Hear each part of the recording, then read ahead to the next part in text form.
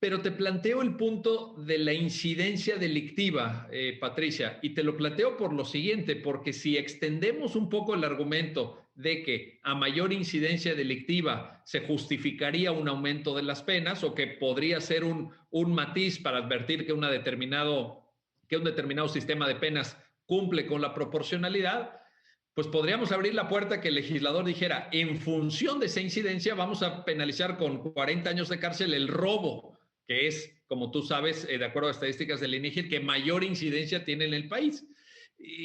¿Te genera ruido esta parte o crees que, aunque la sentencia lo menciona y hay una caracterización, ya lo explicó David, crees que hay las suficientes salvaguardas para que el legislador no abuse en esta especie de confianza que le tiende la Suprema Corte, Patricia?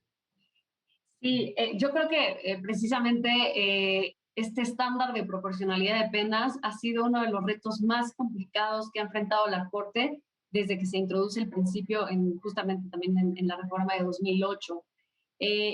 Y si te fijas, siguiendo un poco la evolución doctrinal del estándar, pues también ha sido, digamos, la Corte ha tenido que cambiar un poco y variar un poco su doctrina, pensando precisamente en el peligro que se corre si solamente nos vamos por el estándar de deferencia, ¿no? O sea, si solamente permitimos que el legislador democrático, con legitimidad, sea quien en última instancia decida qué pena corresponde a un delito y que siempre pueda argumentar, precisamente como dices, ¿no? Que la incidencia delictiva justifica un aumento de penas. Entonces, ese es un riesgo importante y yo creo que la Corte no lo desconoce tampoco en esta sentencia.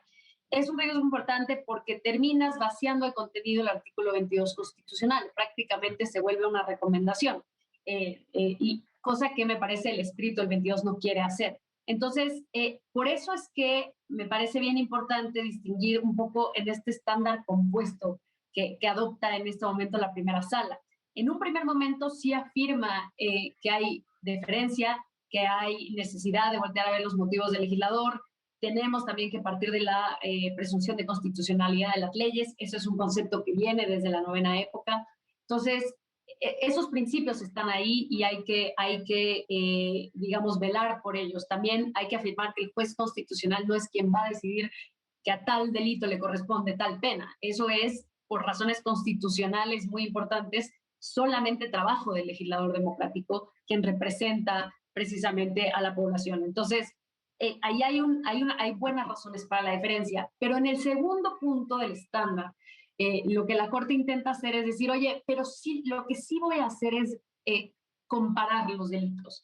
Y entonces voy a tratar de que haya cierta consistencia en la política pública perseguida por el legislador.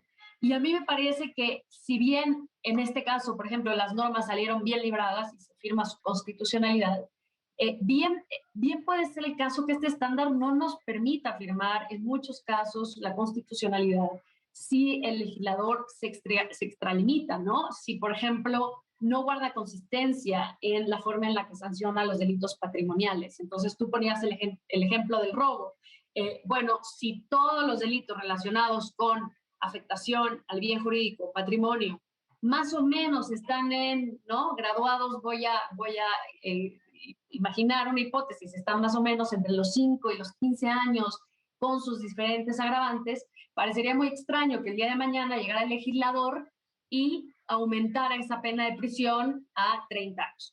Me parece que con el segundo estándar que conduce la Corte, llamado estándar de comparativo de niveles ordinales, entonces sí ya puede haber un cuestionamiento más serio de esa política criminal. Entonces, como mínimo, se pide al legislador que sea consistente en la forma en la que aborda estas cuestiones.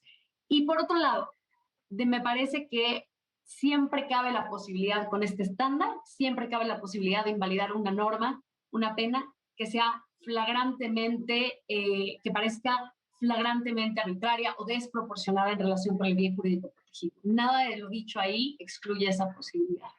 Este último matiz que añades es muy importante, Patricia, porque sí, aquí, digamos, haciendo un poquito de abogado del diablo, podría alguien decir, una debilidad de la metodología a través de la cual se analiza la proporción de las penas, que es este sistema de ordinales, es que a lo mejor no te das cuenta de que en una lógica de populismo penal puede haber un aumento desproporcionado de todo un tipo de delitos, de todo un conjunto de delitos, en donde el Tribunal Constitucional le tenga que decir al legislador, oye, pues no puedes, ¿no? O sea, no, vamos a subir el abuso de confianza y el despojo y el robo y todo lo patrimonial y lo mínimo va a ser 20 años. Pues no.